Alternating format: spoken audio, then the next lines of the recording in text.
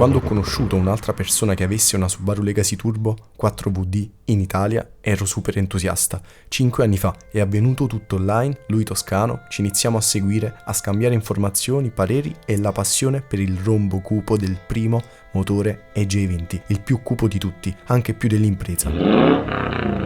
Ci confrontiamo sul certificato di storicità fino a modifiche per l'uso stradale, che preservassero comunque l'originalità di una delle Subaru più rare in Italia, ma ormai anche in Europa. Poi nel giugno 2024 gli dico che mi sarei trovato nella regione più bella d'Italia, nella terra di mezzo d'Italia, la Toscana, per un documentario in 4x4 che presto vedrete online. Tutto si teneva in provincia di Lucca, lui di Lucca, e così mi fa questo regalo. Mi raggiunge con la sua Legacy borbottante e me la fa guidare sul percorso della prova speciale di Stiava a Massarosa, uno dei percorsi del rally del Carnevale.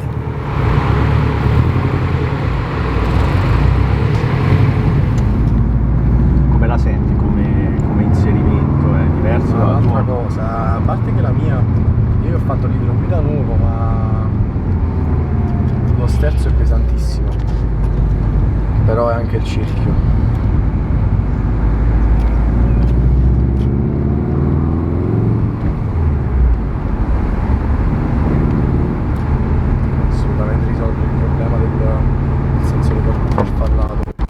E qui il microfono ci ha traditi. Eravamo cotti da 2 giorni di riprese e ci faremo perdonare per questa superficialità. Quindi vi riporterò quanto ho detto a Stefano con la voce che state sentendo adesso, ma vi lascerò comunque delle scene con l'audio originale, così da poter sentire anche il motore, dove sarà possibile. La Legacy di Stefano ha la configurazione che più preferisco. Oltre ad avere uno dei pochi optional possibili per il mercato europeo, il tetto apribile, l'assetto è leggermente indurito con lieve perdita di escursione a vantaggio della reattività, ma il comfort originario è rimasto pressoché intaccato, così come la luce da terra è ancora la stessa, fondamentale per poter andare anche su fondi non asfaltati.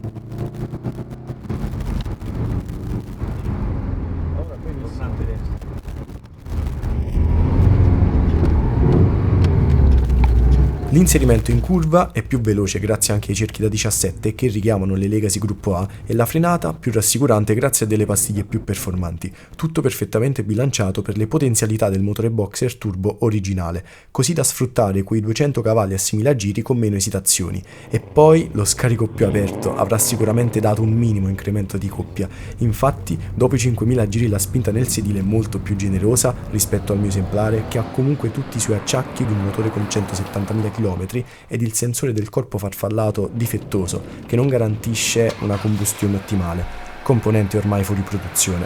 Bisognerebbe solo riprogrammare la centralina, ma la mia Legacy mi porta ovunque, nonostante tutto. Sulla Legacy di Stefano in rilascio non mancavano i bang. Il suono del turbo sembrava essere più corposo e peccato davvero che il cavo del microfono ci ha traditi. Sarà stata mica opera delle altre automobili che abbiamo ripreso. Si saranno ingelosite, ma chi dice che in futuro non ci sarà una nuova opportunità? Stay rallied.